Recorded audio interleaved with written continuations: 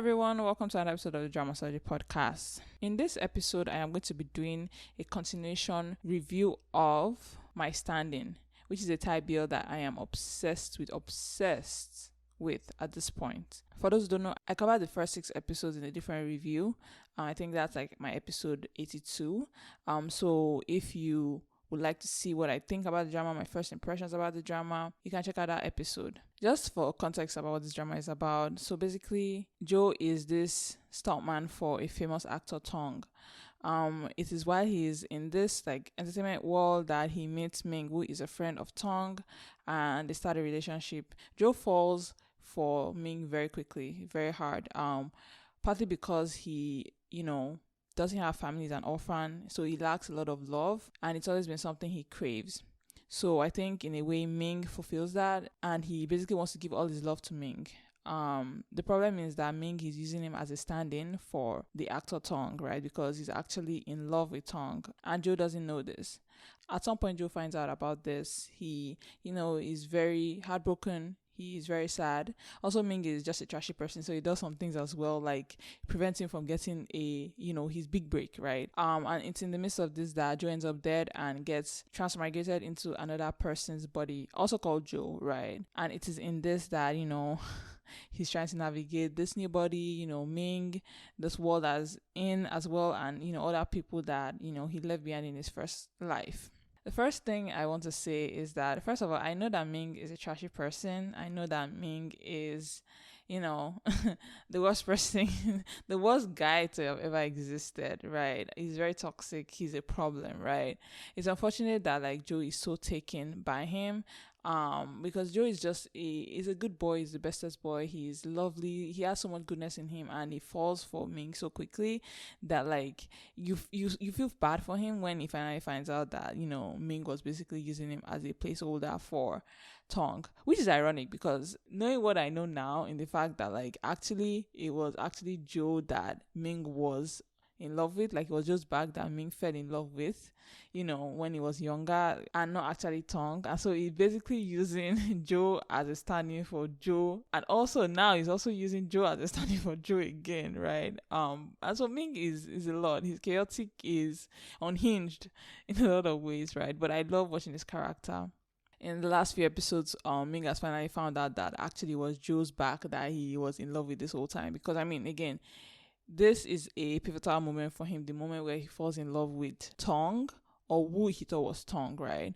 I think that was his a moment of sexual awakening. He was the moment where he realized he, liked men and stuff like that. So I think it means a lot to him, is why he was so obsessed with Tong. It wasn't that I felt like he even really liked Tong. I just think he was obsessed and he was attached to Tong because he liked Joe the minute he got in with Joe. He was into Joe and obsessed over him from episode 1, right, when they started their relationship. So I think that he was just so attached to this idea of his first of how he made him feel, I think, and so that's what he carried through into making Joe the stand-in for Tong, right? And it's unfortunate because Ming has a lot of love to give. He isn't a good person, and I was talking about this the other week in that people were complaining that how is it that Joe even likes Ming? How is it that, Ming is able to, get someone like Joe to fall in love with him? And also that how is it that Ming even loves Joe? Is it even possible for Ming to love Joe? And I made the point that you have to understand that bad people fall in love too. It's very hard to grasp. And you can argue about what love is, but the idea that if someone is bad, they can't feel all these feelings for another person is false, right? And you see this a lot in real life, right? You hear about the most terrible person and you hear about how he has a partner that's so sweet and you're wondering how is that possible? So just because someone is bad does not mean they don't get to fall in love, right? So Ming is a terrible person, but he still has a lot of love to give, right? It's toxic, it's manipulative, because genuinely he's just a terrible person, right? But terrible people can fall in love too. So personality wise, Ming is a terrible person, right? But again, that does not stop him from having love, right? Why it had to be Joe is what's unfortunate, because Joe again is too good for him, right? That's, I think, where a lot of people have problems, in that Joe is a perfect guy. He's skilled, he is smart, he's hardworking, he will take care of you, cook for you and everything. So you don't understand how Ming can like be mean to him. And in the sense that, like, I feel like even Ming struggles with this, in that, like, he has so much love for Joe, and he's, I guess, scared of that in some way, right? And also because he's almost a hopeless romantic, in that, like, his love means a lot to him. So his love for Tong means a lot to him, right? And so when Tong tells him to do something, he feels compelled to do it because he loves Tong, or that's what he thinks. I was comparing him to Sang-Chuan the other day. So Sang-Chuan is the one of the male leads in Lost You Forever, and he is basically our female lead's cousin, I think. And a huge part of his character is that he's a terrible person. Like, he has terrible character. He is brutal. He is cruel, right? That is what he is. That is the kind of person. He's a cruel person, right?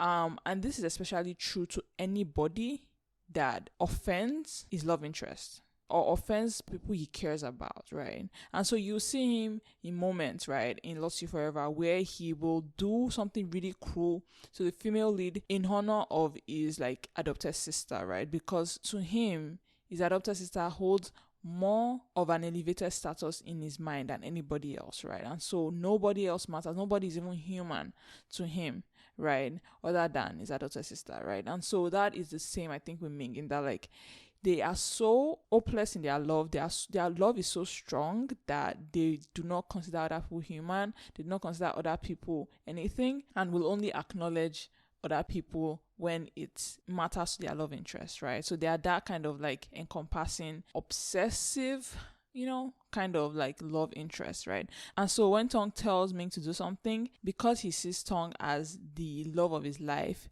that one source of, like, truth of everything, right?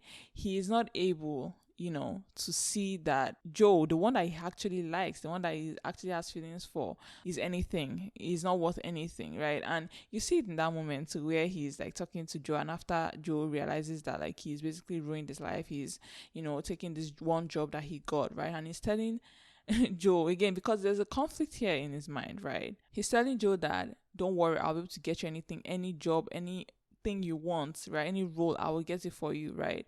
So he loves Joe, right? But at the same time, he can't seem to let Tong go, right? Because he's just so attached to Tong, right? And it's honestly the kind of male lead I like. It's a male lead that is captivating to watch, because they're such a train wreck to themselves and they don't even know it, right? These last 2 episodes that I watch, again, Ming is very suspicious of the fact that this new Joe is the old Joe. Why he's suspicious? He just has a vibe, right? And again, I said this in my last review, that, like, it seems like Ming has this radar for Joe. He just knows when Joe is nearby.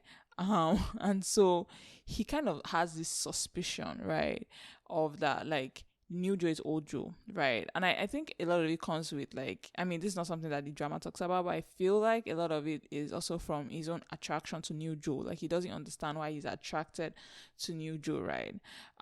Because again, it's been 2 years and this is the first person he's deciding to, like, go to bed with, right? So I think that also plays a part in that, like, somehow intrinsically his body knows that it's Joe, because, like, the novel and I think even the drama also mentioned that, like, there are some sort of, like, soulmates, right? So I think that is part of it, in that, like, he is so attached to Joe, right? He's so obsessed with Joe that even his body knows when someone is able to, like, get that reaction, and know that the only person that can't get that reaction out of him is Joe, right? And so I just like that. I like, again, obsessed male leads that are still toxic, right? It's just the best kind, because, like, they will do anything and everything for their male lead, right? But acknowledge that they are in love with the male lead, right? So that is Ming for you, right? And so, Ming goes through all these lengths to try and trap Joe into revealing that he is Joe, right? And it's so funny because, I mean, the noodle scene was one thing, right? I mean, it was funny, and I was like, I mean, Joe, you could have tried hard to like make the noodles in a different way. Like even down to how he paused and went to get the egg was the same. And I was like, you're not trying hard enough. Do you want to be discovered? And that's another thing I have to say. Joe definitely just loves Ming. And he can't do anything about that. He is in love with Ming and he wants Ming's love. Like, it's to the point where I feel like Joe like wants Ming to find out that it's actually him that's in the new body, right? Like, he wants Ming to find out that old Joe is new Joe or new Joe is old Joe, right? So that's something that I will note too, right? I mean, something that he doesn't want to feel, I think, but he has no choice, right? Because again, when they're at his house, right, and they get to it, like Ming doesn't have to take off one piece of clothing of Joe. Joe is doing it all by himself. This guy is hungry. Like, he's been waiting for this forever. He's starved. Like, this is what he's been waiting for. Like, no one had to force him. Like, this is somebody that like he had to pay money, to sleep with, and he's the one doing all the work. That's how you know that like Joe is still so down bad for Ming, and like it's almost shameful because like us the viewers are like, I mean, Joe, come on, like, don't just give it away. But he wants to give it away, right? He's dying to give it away, right? So it was very funny to me, also that like that one scene where I mean they're doing the deed, right? And like, guys, the way I was like, please do not sneeze.